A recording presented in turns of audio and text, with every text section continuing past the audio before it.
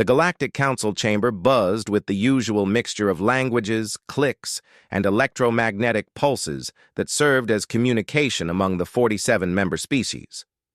Ambassador Elena Vasquez sat in the human delegation's modest corner, her simple wooden chair looking primitive next to the crystalline formations and biomechanical constructs that other species preferred. She had grown used to the sideways glances and barely concealed dismissal from her colleagues over the past 3 years.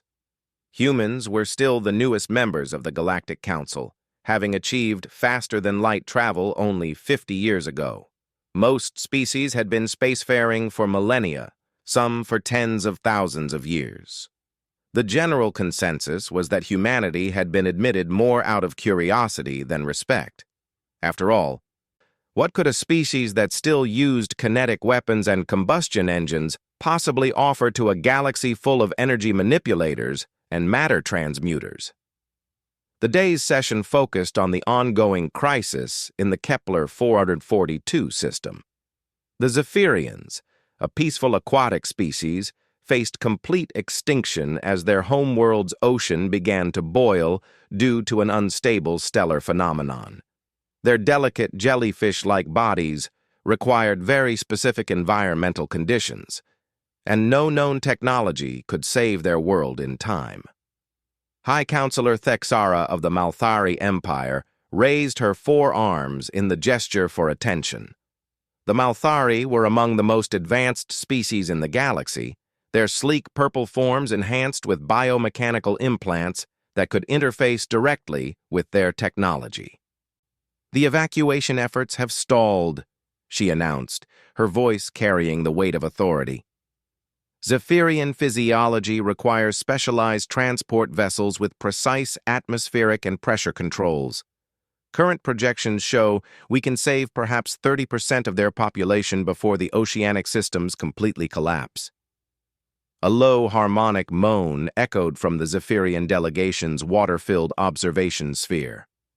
Ambassador Kelthis, barely visible as a translucent form floating in the artificial ocean, seemed to deflate with despair. Through the translation matrix, her words came out hollow. "We accept this fate. Our species has lived for 12 million years. Perhaps it is time." Elena felt something twist in her chest.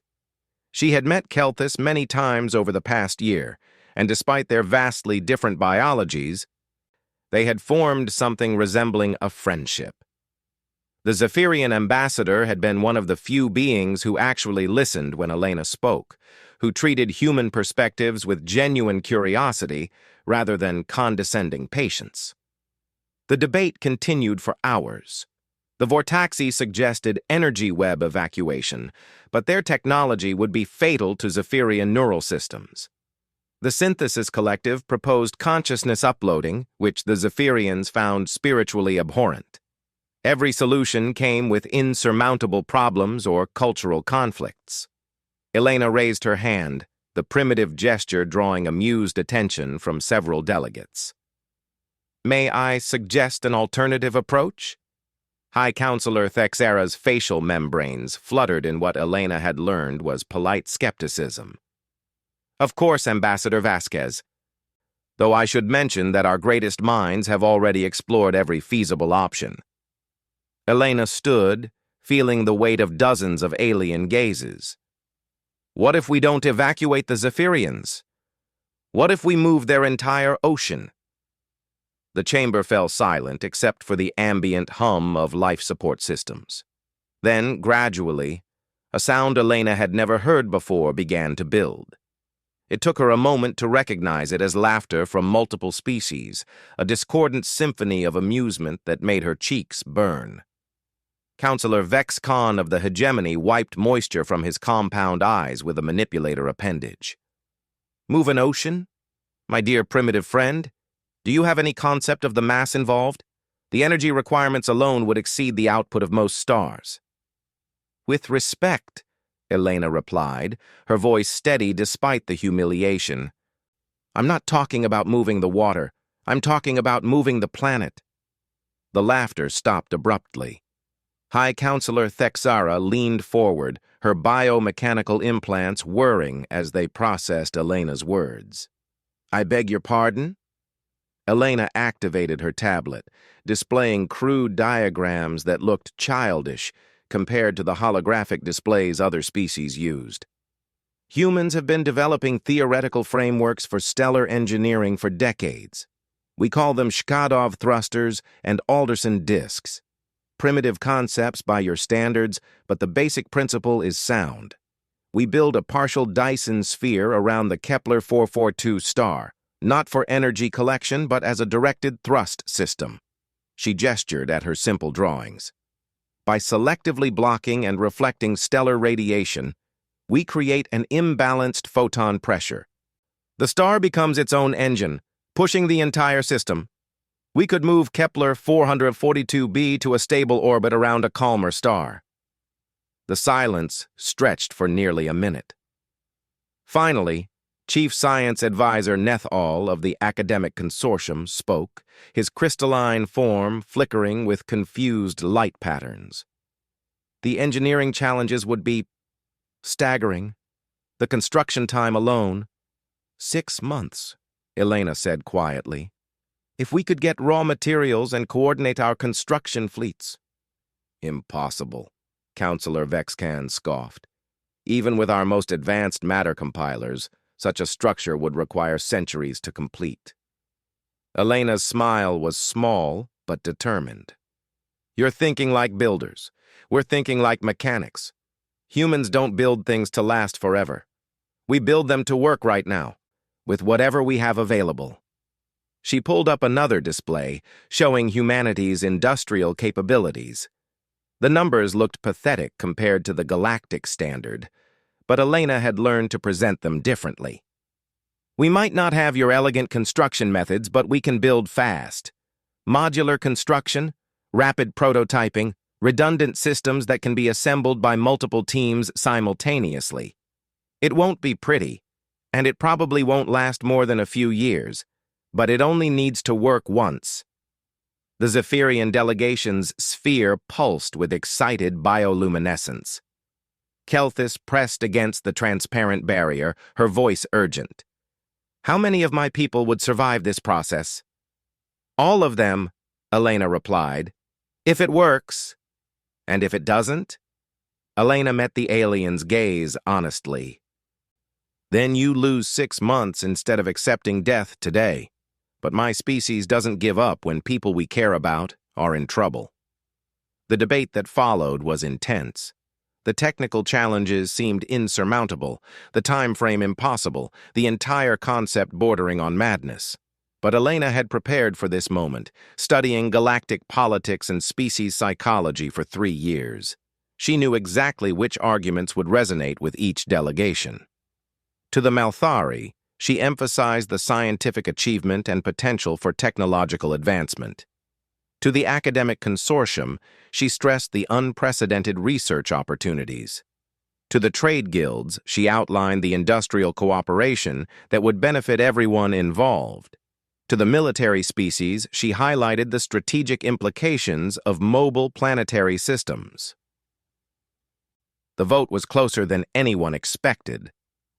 When the final tally came through, the motion passed by a single vote. The galaxy's greatest engineering project would be attempted by its newest and supposedly least capable members. As delegates filed out of the chamber, Elena felt a gentle touch on her shoulder. She turned to find Kelthis's sphere had been maneuvered close to her position. The Zephyrian's translucent form shimmered with patterns Elena had learned indicated deep gratitude. Why? Kelthis asked simply. Your species could have remained safe and uninvolved. This project will strain human resources and put your people at risk. Why would you do this for us? Elena thought about her grandmother, who had lived through the last major war on Earth, who had taught her that strength meant nothing if you didn't use it to protect those who couldn't protect themselves. She thought about the human colony ships, jury-rigged and patched together, carrying millions to new worlds with technology that other species considered laughably primitive, but somehow worked anyway. Because that's what humans do, she said finally. When someone needs help, we help. When someone we care about is in trouble, we don't calculate the odds or worry about the cost. We just do whatever it takes. The construction began 3 days later. Human industrial ships appeared in the Kepler 442 system like a swarm of metallic insects, followed by vessels from a dozen other species. What followed was organized chaos on a scale the galaxy had never witnessed. Humans worked with a speed and reckless efficiency that amazed their alien partners, while other species carefully calculated optimal construction sequences and ran detailed simulations. Human engineers were already welding together massive support struts and installing navigation systems with a confidence that bordered on insanity. "Your people are completely mad," observed Engineer Prime Kexathul of the Void Rights, watching a human construction crew install a stellar mirror array while hanging from magnetic cables in the star's outer corona. "No rational being would attempt construction in those radiation levels." Captain Sarah Chen, floating in her radiation-hardened suit, grinned inside her helmet. "Probably not. But rational beings are still running simulations while my crew gets the job done." The work progressed at an impossible pace. Humans seemed to thrive on the kind of desperate improvisation that paralyzed other species with anxiety. When material shortages threatened to delay construction, human salvage teams stripped metal from abandoned stations and derelict ships. When precision instruments failed in the stellar environment, human technicians rebuilt them with spare parts and creative solutions that shouldn't have worked, but somehow did. Elena found herself working 20-hour days, coordinating between human work crews and alien specialists, who often communicated in completely incompatible paradigms. She learned to translate not just languages, but entire ways of thinking about problems. The crystalline hierarchy thought in perfect mathematical harmonies and needed every component to achieve optimal efficiency. Human engineers thought in terms of good enough for now and we'll fix it if it breaks. The Synthesis Collective wanted every system to integrate seamlessly with their biomechanical networks. Human technicians wanted things that could be repaired with basic tools and wouldn't fail catastrophically. Somehow, Elena made it work. She learned to present human pragmatism as adaptive redundancy, to frame their shortcuts as innovative efficiency, to translate their mechanical sympathy into concepts other species could understand. She became a bridge between human intuition and alien precision. As the weeks passed, something remarkable happened. Other species began to appreciate human methods. The Void Rights started incorporating human quick repair techniques into their standard procedures. The academic consortium found themselves fascinated by human problem-solving approaches that ignored conventional limitations. Even the proud Malthari began asking human engineers for advice on construction challenges. The project's halfway point came at the end of the 4th month. The partial Dyson sphere was taking shape, a massive array of reflectors and collection panels that would harness and redirect the star's energy. It looked nothing like the elegant structures other species might have built. It was asymmetrical, patched together from dozens of different materials and technologies, held together by what seemed to be pure stubbornness and creative engineering. "It's beautiful," Kelthis said during one of her daily conversations with Elena. The Zephyrian ambassador had taken to visiting the construction sites virtually, her consciousness transmitted through quantum links to observe the progress. Elena looked at the sprawling, chaotic structure taking shape around the star. Beautiful wasn't the word she would have chosen. Functional, maybe. Impressive in its sheer audacity. But beautiful? You really think so? It represents hope, Kelthis replied, and hope is always beautiful, regardless of its form. The final month was the most challenging. As the system neared completion, the delicate balance of forces required constant adjustment. The star's behavior became increasingly unpredictable as the partial sphere altered its natural radiation patterns. Solar storms lashed the construction crews, and 2 human vessels were lost when their crews pushed too close to an unstable plasma formation. Elena attended the memorial service for the 12 humans who had died in the construction effort. Their families, attending virtually from Earth, showed the kind of stoic determination she had come to expect from her species. They mourned their losses, but they also made it clear that the work should continue. "They knew the risks," said Maria Santos, whose husband had commanded one of the lost ships. "They chose to be here because they believed in what you're all doing. Don't let their sacrifice be meaningless." The alien observers at the memorial seemed puzzled by the human response to loss. Most species would have suspended operations, conducted detailed investigations, implemented new safety protocols. Humans grieved, learned what they could from the tragedy, and went back to work with even more determination. 5 days before the deadline, the system was ready.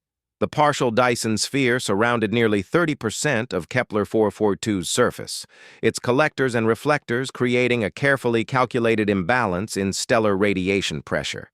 Computer models from a dozen species had confirmed the theoretical viability, but no one knew if it would actually work. Elena stood in the main observation deck of the coordination station, watching the final preparations. Around her, representatives from every species involved in the project waited nervously. The Zephyrian homeworld hung in the distance, its blue-white surface still beautiful despite the chaos occurring in its oceans. "All stations report ready," announced Chief Engineer Rodriguez over the communications network. "Stellar thrust systems are online and stable. Navigation controls are responding normally. We're as ready as we're going to be." High Counselor Thexara approached Elena, her biomechanical implants creating a soft humming sound. "Ambassador Vasquez, your species has already exceeded every expectation.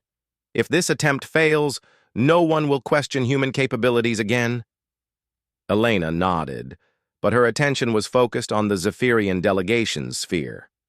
Kelthus floated in the center of her artificial ocean, her bioluminescent patterns cycling through what Elena had learned were patterns of intense concentration mixed with hope and terror. "Initiating stellar thrust in 60 seconds, Rodriguez announced. Elena activated her personal communicator. "Kelthus, how are you doing?" The Zephyrian's response was barely above a whisper. "Terrified, hopeful, grateful beyond words. Is this how humans feel when they attempt impossible things?" "Pretty much," Elena replied with a smile. "The terror means you understand the stakes. The hope means you believe it can work. And the gratitude, well, that's what makes it worth trying." 30 seconds. Around the observation deck, aliens from dozens of species watched in fascination and fear. Instruments tracked minute changes in stellar radiation, gravitational fields, and planetary orbital mechanics. This was either going to be the greatest engineering achievement in galactic history or a spectacular disaster that would destroy an entire solar system. 10 seconds. Elena closed her eyes and thought about her grandmother's stories, about humans who had built impossible things and achieved miraculous victories not because they were stronger or smarter than everyone else, but because they refused to give up when someone needed help. Initiating stellar thrust. Now. The change was subtle at first.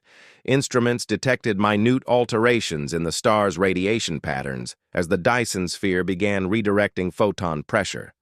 The stellar wind shifted, creating an invisible but measurable force pushing against the entire solar system. For 5 minutes, nothing seemed to happen. Then, slowly, almost imperceptibly, the readings began to change. Kepler 442b's orbital velocity was increasing. The planet was moving. The observation deck erupted in celebration. Species that had never shown emotion suddenly found themselves cheering alongside their neighbors. Complex beings reduced to simple joy at the sight of a world being saved. But Elena wasn't watching the instruments or celebrating with the crowd. She was looking at Kelthus, floating in her sphere with bioluminescent patterns that pulsed in rhythm with what she had learned was pure, overwhelming happiness. "We're moving," the Zephyrian whispered, her voice full of wonder. "Our world is moving to safety, and our people will live. How can we ever repay such a gift?" Elena thought about the question seriously. Humans had just committed massive resources, risked lives, and invested months of effort to save a species they barely knew. Other galactic civilizations might have expected compensation, trade agreements, or political concessions. "You don't owe us anything," Elena said finally.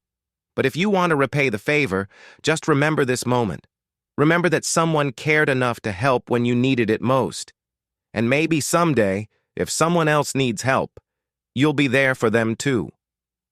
The Zephyrian's patterns shifted to what Elena recognized as deep contemplation. "Yes, we will remember, and we will be ready." As Elena watched the impossible sight of a planet being slowly, carefully moved to a new home, she couldn't shake the feeling that this moment would prove to be more significant than anyone realized. The galaxy had just learned something important about humanity.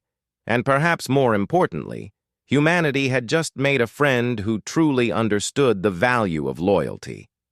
The project would take another 2 months to complete, guiding Kepler 442b to its new orbit around a stable star in the neighboring system.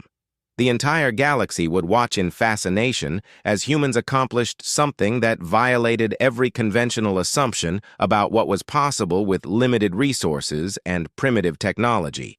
But Elena suspected that the real importance of this moment wasn't the engineering achievement. It was the precedent. Humans had proven they could be trusted with power, that their instinct when faced with superior technology wasn't conquest but cooperation, that their response to someone else's crisis was to help without calculating the personal cost. The galaxy was about to learn that humans made very good friends. In the years to come, some species would also discover what happened to those who threatened humanity's friends. That lesson would be far more terrifying than moving a planet had ever been impressive. 23 years had passed since the Kepler 442 system had been relocated, and the galaxy had not forgotten the lesson. Human engineering techniques were now studied in academic institutions across 3 spiral arms. The improvised, adaptive methods that had once seemed primitive were recognized as revolutionary approaches to complex problem-solving.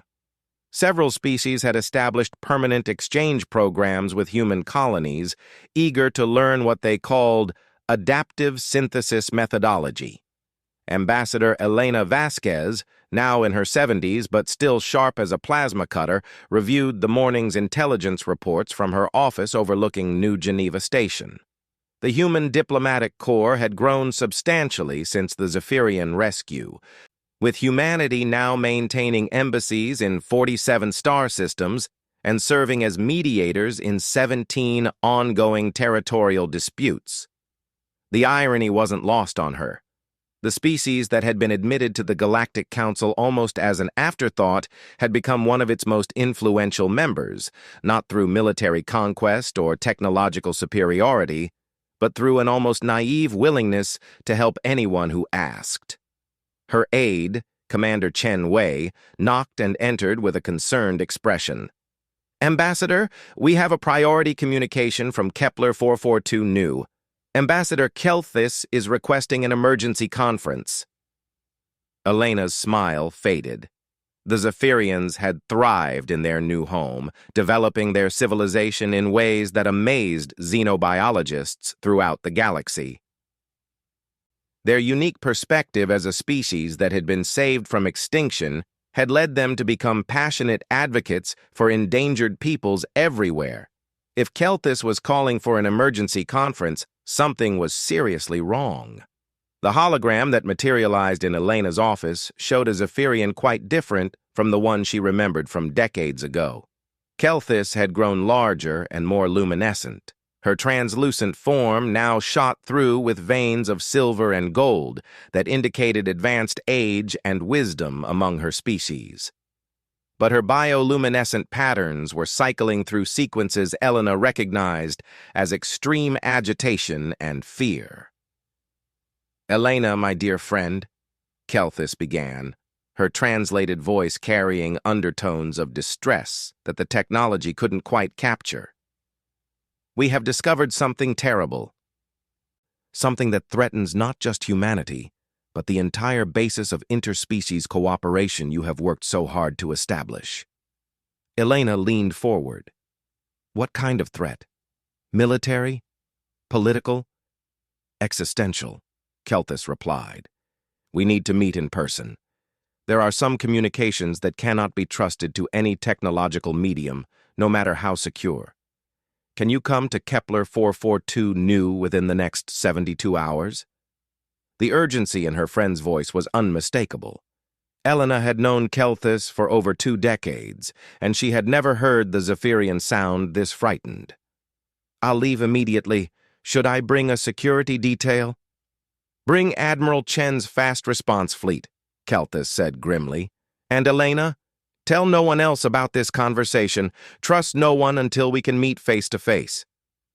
The connection ended, leaving Elena staring at the empty space where her friend's image had been.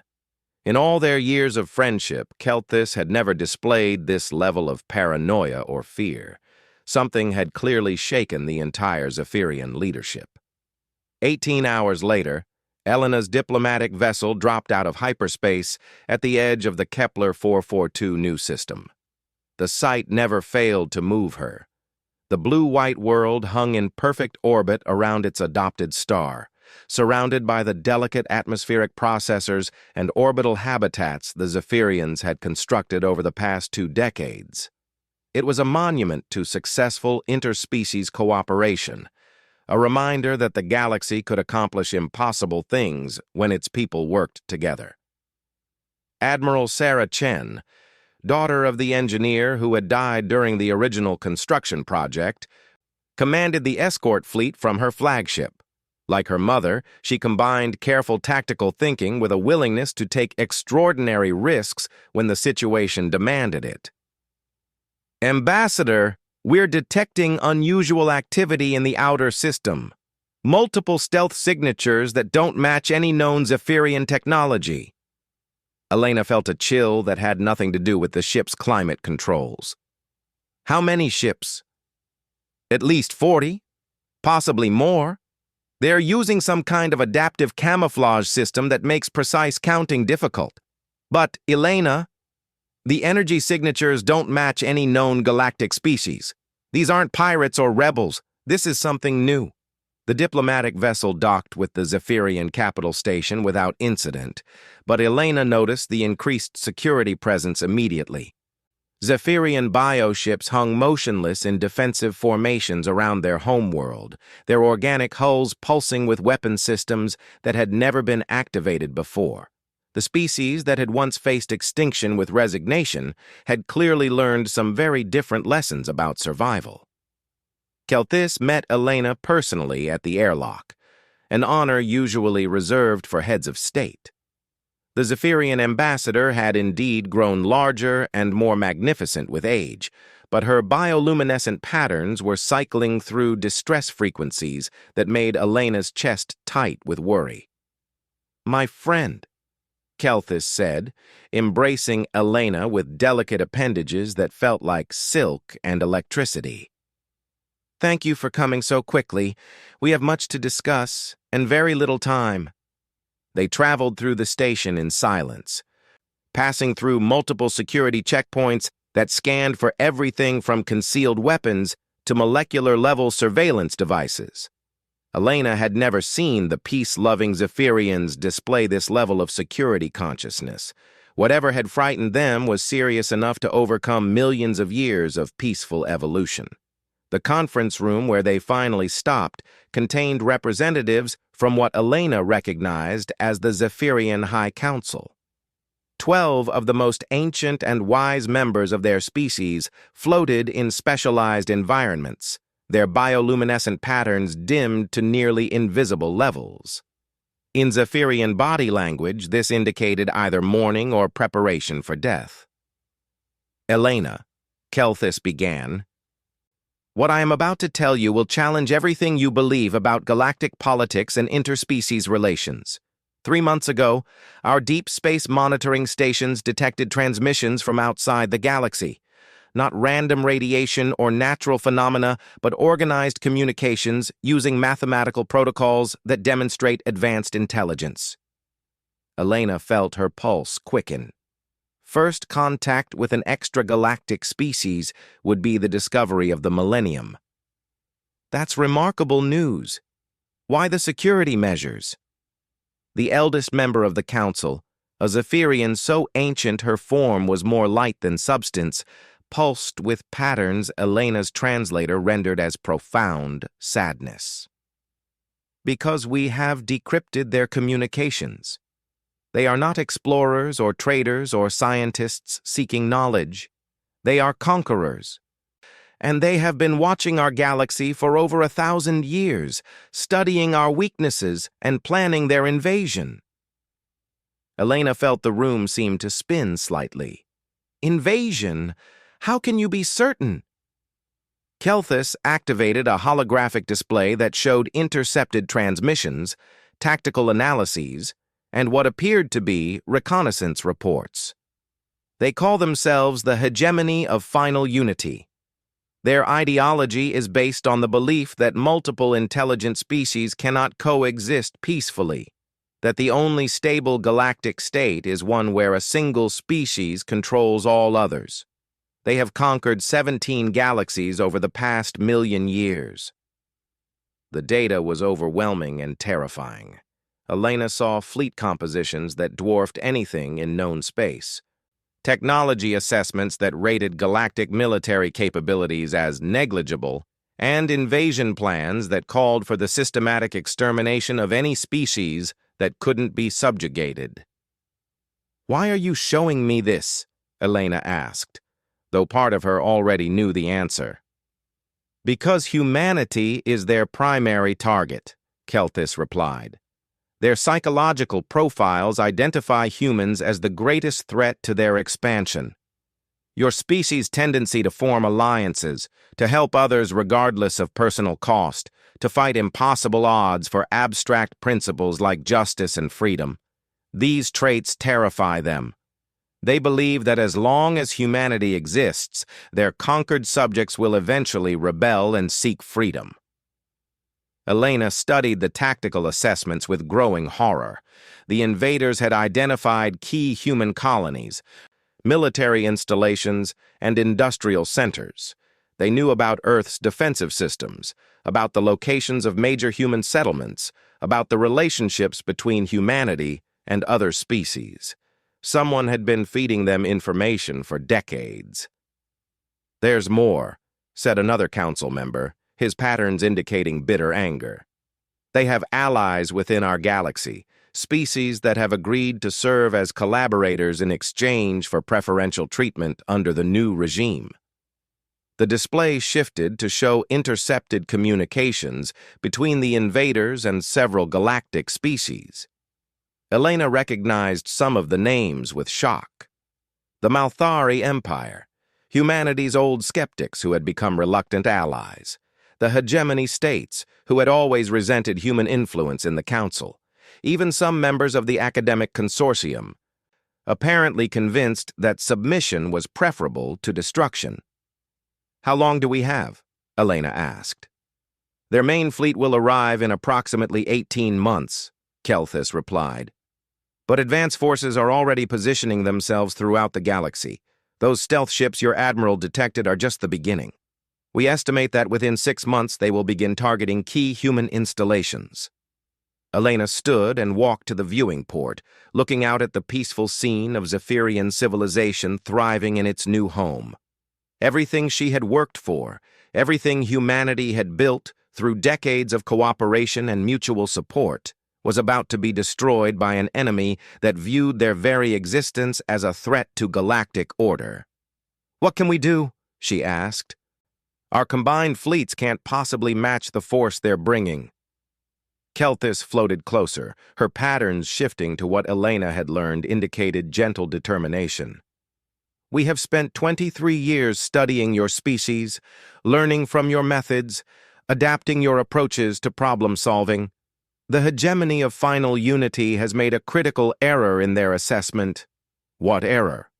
They believe that superior technology and overwhelming force are sufficient to guarantee victory.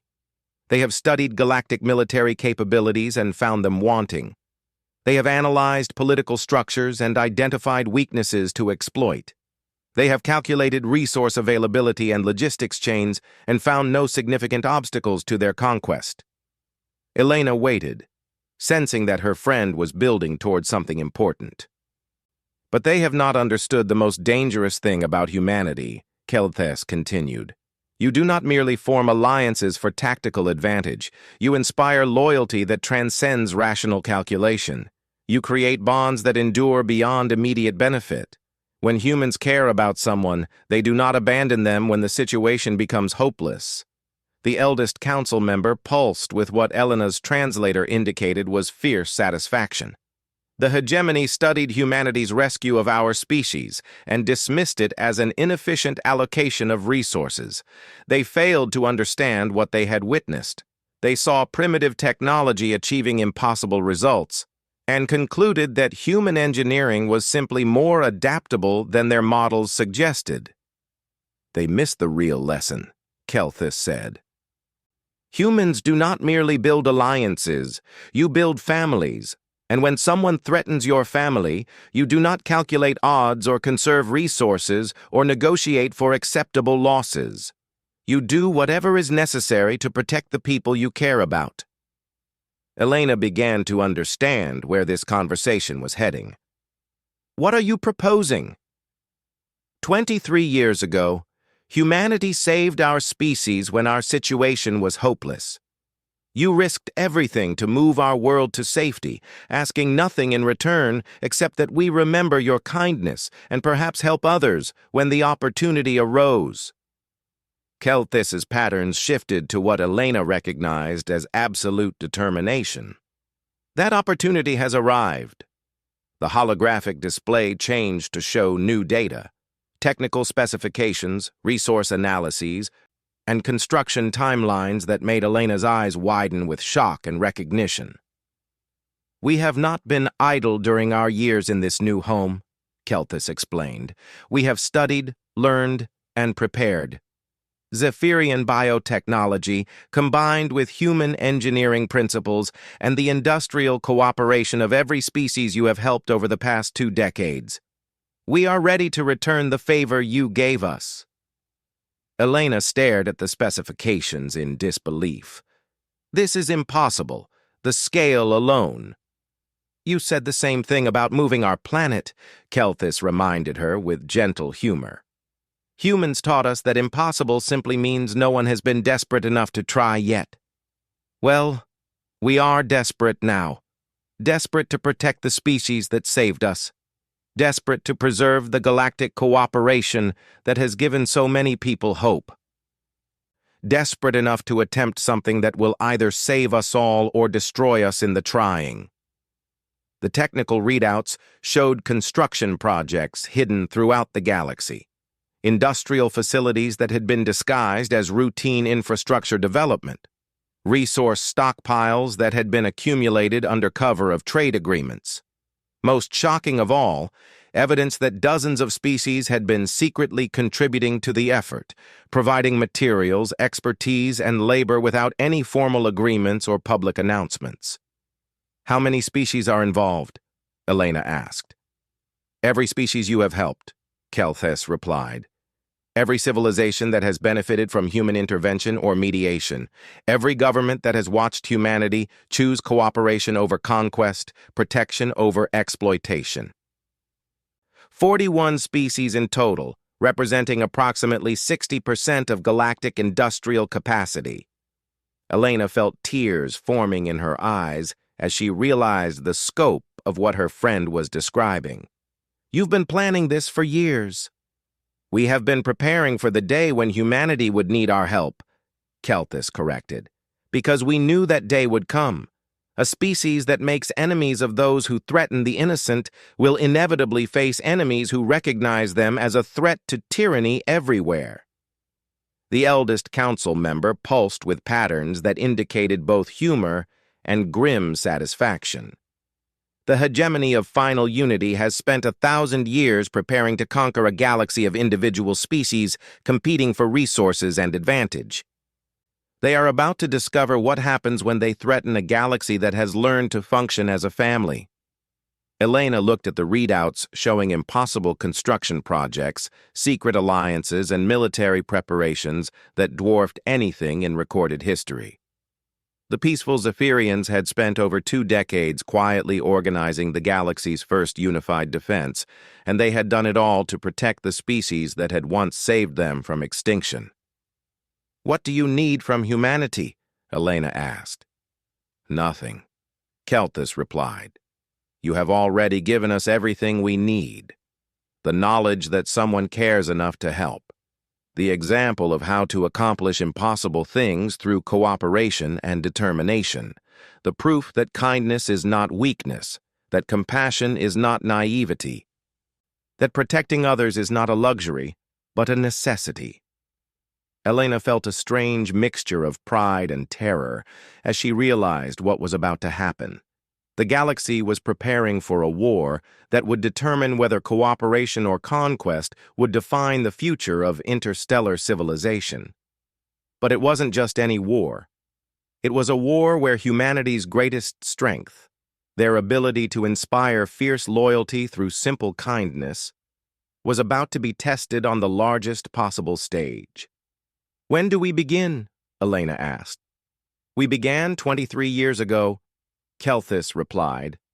"But the hegemony of final unity will discover our preparations in approximately 72 hours when their advanced scouts attempt to destroy the human research station at Wolf 359. They expect to find a lightly defended scientific facility. Instead, they will encounter something no conquering fleet has ever faced before."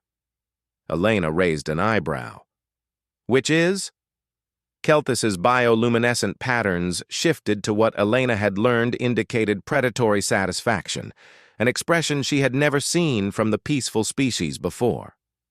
"They will discover what happens when 41 species decide to protect their family, and when the hegemony of final unity reports that contact to their main fleet, the entire galaxy will learn why threatening humanity's friends is the last mistake an aggressive species ever makes."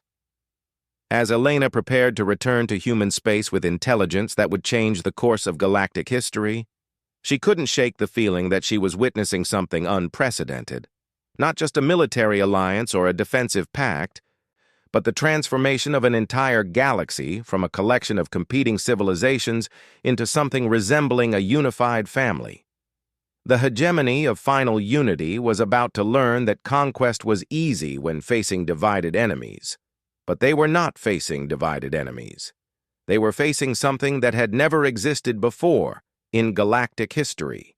A unified civilization bound together not by fear or ambition, but by gratitude, loyalty, and the simple recognition that some things were worth protecting regardless of the cost.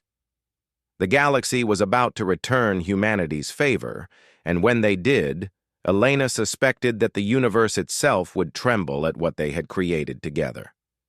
The Wolf 359 research station had been built to study stellar mechanics and serve as a training facility for human astrophysicists. Located 8 light-years from Earth, it represented humanity's growing understanding of stellar engineering principles that had been refined since the Zephyrian rescue. To most observers, it appeared to be a modestly defended scientific installation with minimal strategic value. Commander Maria Santos Chen, granddaughter of the engineer who had died during the Kepler 442 project, watched her instruments with growing tension as her sensors detected the approaching fleet. Like her grandmother and mother before her, she had inherited the family tradition of taking impossible risks for important causes. Today, that tradition would face its ultimate test. Contact bearing 27 Mark IV, reported Lieutenant Barnes from the sensor station. 43 vessels of unknown configuration, estimated arrival in 6 minutes. Their technology is definitely extragalactic in origin, and they're not responding to standard hails. Maria activated the priority communication link that connected her to defense coordinators throughout the galaxy. The next few minutes would determine whether 2 decades of secret preparation had been sufficient, or whether they were all about to witness the beginning of galactic conquest. "This is Wolf 359 Defense Command to all stations," she announced. "Hegemony Advance Fleet has arrived. Initiate favor protocol. All units, remember why we're here." The response came simultaneously from 41 star systems. Across the galaxy, hidden installations suddenly revealed themselves. Stealth fields dropped away from massive construction projects, and the true scope of galactic preparation became visible for the first time. What the Hegemony scouts had expected to find was an isolated human facility defended by primitive technology. What they discovered was something that violated every assumption about galactic military capabilities. The first sign that something was wrong came when the Hegemony fleet's long-range sensors detected energy signatures that shouldn't exist. The Wolf 359 system showed readings consistent with industrial activity on a scale typically associated with major shipbuilding facilities, despite intelligence reports indicating only a small research station. Fleet Commander Thesica of the Hegemony's 3rd Advance Reconnaissance reviewed the sensor data with growing confusion. A career military officer with experience conquering 12 galaxies, she had learned to trust technological superiority and overwhelming force. Her 43 ships represented more firepower than most galactic governments could deploy, equipped with weapon systems that could crack planets and defensive fields that had never been penetrated. "Tactical analysis confirms minimal defensive installations," reported her intelligence officer. "Single orbital station, estimated crew of 300 humans. No significant military vessels detected within sensor range. This should be a standard demonstration strike." Thesica nodded, but something about the energy readings troubled her. The mathematical models that had guided Hegemony expansion for 1,000,000 years suggested this engagement should be concluded within minutes, serving as an effective demonstration of futility to other galactic species. But the sensor data indicated industrial activity that didn't match their intelligence profiles. "Begin attack approach," she ordered. "Target the station's primary systems for maximum psychological impact. Leave the structure intact for interrogation purposes." The Hegemony fleet emerged from hyperspace in perfect attack formation, their sleek vessels bristling with energy weapons that could disintegrate matter at the subatomic level. They had used similar tactics in 17 galaxies, and the results were always the same: shocked resistance, followed by rapid capitulation once local forces understood the technological gap they faced. But Wolf 359 didn't respond according to the script. Instead of panicking or attempting futile defensive maneuvers, the human research station simply activated a communication beacon that sent a single message across multiple dimensions. Now. What happened next redefined Thesica's understanding of what was possible. The space around Wolf 359 suddenly filled with ships, not the handful of vessels that Hegemony intelligence had predicted, but hundreds of warships representing dozens of species, materializing from stealth fields and hyperspace jumps with precision that spoke of months of coordination. Crystalline hierarchy dreadnoughts appeared alongside Malthari battlecruisers. Zephyrian bioships emerged from dimensional pockets, while Void-Rite Forge ships dropped their camouflage fields. Academic consortium research vessels revealed weapons systems that had been disguised as scientific instruments. But the ships were only the beginning. The Wolf 359 star itself began to change. Massive installations that had been hidden within the stellar corona suddenly became visible as their stealth systems deactivated. A partial Dyson sphere far more sophisticated than anything built during the Zephyrian rescue surrounded nearly 60% of the star's surface. Its collectors and reflectors configured not for energy production, but for something far more ominous. "Impossible," Thysica whispered as her sensors registered the true scale of what surrounded them. This level of construction would require decades of coordinated effort by multiple species. Our intelligence showed no evidence of unified galactic cooperation. Her tactical officer's voice carried the first notes of fear she had ever heard from a hegemony warrior. "Fleet Commander, we're detecting massive gravitational distortions. The star's gravitational field is being artificially manipulated. They're turning the entire stellar system into a weapons platform." Maria Santos Chen's voice echoed across every communication frequency in the system, transmitted through quantum links that connected her to command centers throughout the galaxy. "Hegemony Fleet, this is Commander Santos Chen of the Galactic Defense Consortium. You have 60 seconds to surrender before we demonstrate why threatening our family was your species' final mistake." Thysica activated her fleet's most powerful weapons, targeting the human station with enough firepower to obliterate a small moon. "Fire all batteries. Eliminate the primary target." The energy beams that lanced toward Wolf 359's research station should have reduced it to component atoms. Instead, they struck defensive barriers that absorbed the attack completely. The station's shields didn't even flicker. "Analyzing defensive systems," her science officer reported. "Shield technology appears to be a hybrid of 41 different species approaches to energy manipulation. The mathematical complexity is beyond our computational ability to model. It's as if they combined every defensive innovation in galactic history into a single system." Maria's voice came through the communication link again, but now it was joined by others. Admiral Chen from Earth Command, Ambassador Keltis from Kepler 442 Nu, High Counselor Thexara from the Malthari Empire. The voices of 41 species speaking in perfect unison. "You studied our individual capabilities and found them wanting," they said together. "You identified our separate weaknesses and planned to exploit them.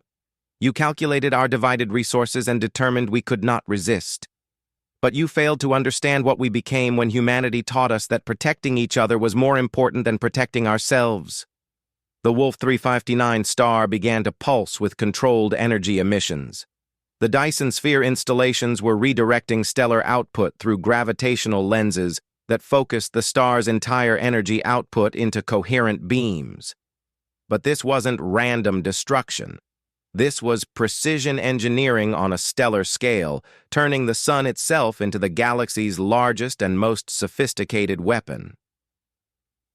"Fleet Commander," her sensor operator reported, voice breaking with panic. "I'm detecting similar installations in every star system within 50 light-years. They've militarized entire stellar regions. The energy output readings are beyond measurement." Thysica stared at the tactical display in growing horror. Every star within sensor range showed evidence of similar modifications. The galaxy hadn't just prepared a defense, they had transformed themselves into a unified weapons system of unprecedented scope and power. "Retreat to hyperspace," she ordered. "We need to report these developments to the main fleet." "Unable to comply," her navigation officer replied. "Hyperspace access is being blocked by gravitational field manipulation. They're not just controlling individual stars. They're controlling the fabric of space-time itself." Maria's voice returned, but now it carried undertones that made veteran hegemony warriors flinch with instinctive fear. "For 23 years, we've been preparing for this moment.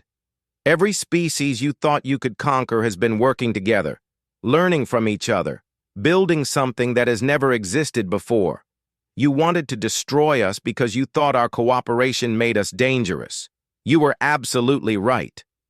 The Wolf 359 star pulsed again, and this time the energy beam that emerged was focused with such precision that it passed through the hegemony fleet's formation without touching a single ship.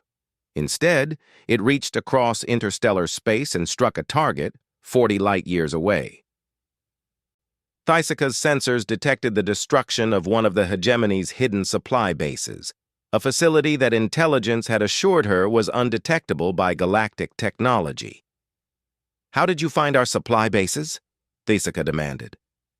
Ambassador Kelthis answered, her translated voice carrying notes of gentle satisfaction. "You have been watching our galaxy for 1,000 years, learning our weaknesses, studying our capabilities, but we have been studying you as well. Every species you thought would serve as collaborators was actually reporting your movements to us. Every piece of intelligence you gathered was information we chose to share. Every strategic advantage you believed you possessed was an illusion we created." The tactical display updated to show the true scope of galactic preparation. Hidden installations throughout 41 star systems revealed themselves simultaneously. Massive industrial complexes that had been disguised as routine infrastructure projects. Weapons platforms that had been camouflaged as research facilities. Military fleets that had been scattered among civilian shipping to avoid detection. But the most terrifying revelation was the integration. 41 species with completely different technologies, physiologies, and strategic doctrines had somehow merged their capabilities into a unified system that operated with perfect coordination. Crystalline mathematical precision combined with Zephyrian bioadaptation and human improvisation. Academic consortium research methodologies integrated with Malthari industrial efficiency and Void-Right engineering excellence. "This is impossible," Thysika said again, but her voice carried less conviction than before. "No galaxy has ever achieved this level of unified cooperation. The logistical challenges alone should have prevented coordination between so many different species." High Counselor Thexera's voice joined the collective response. "You are correct that such cooperation has never been achieved before, but you failed to account for the variable that made it possible. Humans do not merely form alliances. They create bonds of loyalty that transcend rational calculation. When someone you care about is threatened, you do not negotiate or compromise. You do whatever is necessary to protect them." The energy readings from Wolf 359 continued to climb as the stellar engineering systems reached full activation. But Thysika realized that this wasn't a threat. It was a demonstration. The galaxy was showing her exactly what they had built together, and the message was clear. This was what happened when you threatened humanity's friends. "Your main fleet will arrive in 17 months, Maria said, her voice now carrying the authority of someone speaking for an entire galaxy. "When they do, they will not face individual species defending their separate territories. They will face 41 civilizations that have become a single family, united by the simple recognition that some things are worth protecting, regardless of the cost." The stellar engineering systems pulsed again, and this time Thysika watched in shock as the energy beam reached across hundreds of light years to strike another hidden hegemony facility. The precision was impossible, the power unimaginable, the coordination perfect. "We are not warriors by nature," Ambassador Kelthis continued. "Most of our species had never considered military cooperation on this scale. But humanity taught us that when someone you love is in danger, you become capable of things you never thought possible." Thysika's communication officer reported incoming transmissions from Hegemony Command. The main fleet was demanding status reports, tactical assessments, and invasion timetables. But what could she tell them? That 41 species had somehow merged into a unified civilization? That they had turned their entire galaxy into a weapons system? That the primitive cooperation the hegemony had dismissed as inefficient was actually the foundation of military capabilities that violated every assumption about what was possible? "You may leave," Maria announced. "Return to your commanders and tell them what you have seen. Tell them that this galaxy is protected by something they have never encountered before. A family that refuses to let anyone hurt the people they care about." The gravitational fields that had been preventing hyperspace access suddenly released their hold. Thysika's fleet could escape, but they would be carrying intelligence that would fundamentally challenge everything the hegemony understood about conquest and resistance. "This changes nothing," Thysica said, though her voice lacked conviction. "Our main fleet numbers in the millions. Even your unified capabilities cannot match such overwhelming force." The collective voice of 41 species answered with gentle finality. "You still don't understand what you're facing. This isn't about matching your force. This is about what happens when a galaxy decides that some things are worth dying for, and more importantly, worth living for. When your main fleet arrives, they won't just be fighting our military. They'll be fighting every scientist who learned that knowledge shared freely becomes more powerful than knowledge hoarded. Every engineer who discovered that problems thought impossible become achievable when enough people care about solving them. Every leader who chose cooperation over conquest and found that kindness creates stronger alliances than fear." As Thysica's fleet prepared to retreat, she took one last look at the tactical display. The Wolf 359 system had been transformed into something unprecedented in galactic history, a demonstration that 41 different species could function as a single organism when united by shared purpose and mutual protection. But the most terrifying aspect wasn't the technology or the coordination or even the impossible scale of what they had accomplished. It was the realization that this had all been built in response to a threat against humanity, a species that had earned such fierce loyalty simply by helping others when they needed it most. The hegemony of final unity had spent 1,000,000 years conquering galaxies through superior force and technological advantage. They had never faced an enemy that drew strength not from ambition or fear, but from love. As the hegemony fleet fled into hyperspace, carrying news that would reshape their entire invasion strategy, the galaxy settled back into its defensive posture. But something fundamental had changed. 41 species had revealed themselves as a unified family, and that revelation would ripple through the universe in ways that no one could fully predict. Ambassador Elena Vasquez, now observing from the command center of the human diplomatic vessel, felt a strange mixture of pride and terror as she watched the aftermath of the encounter. The galaxy had indeed returned humanity's favor, but they had done so in a way that demonstrated the true power of cooperation on an unprecedented scale. The hegemony of final unity would report this encounter to their main fleet, and when they did, they would be forced to acknowledge a truth that challenged their entire worldview. Some bonds were stronger than fear, some alliances were more powerful than conquest, and some families would do absolutely anything to protect each other. The galaxy had learned to function as humanity did, putting protection of loved ones above all other considerations. And when millions of aggressive warriors learned that they were facing not just advanced technology, but an entire galaxy that had chosen to live by humanity's most dangerous principle, that kindness was worth fighting for. The universe itself would tremble at what that choice made possible. The favor had been returned, and the entire galaxy had indeed shuddered. But it wasn't fear of humanity that shook the cosmos. It was recognition that 41 species had become something greater than the sum of their parts, united by the simple human belief that when someone you care about is threatened, you do whatever is necessary to keep them safe. In the end, the hegemony of final unity would discover that conquest was easy when facing divided enemies motivated by fear. But they were about to face something that had never existed before, a unified family motivated by love, armed with the impossible and willing to attempt the unthinkable to protect each other.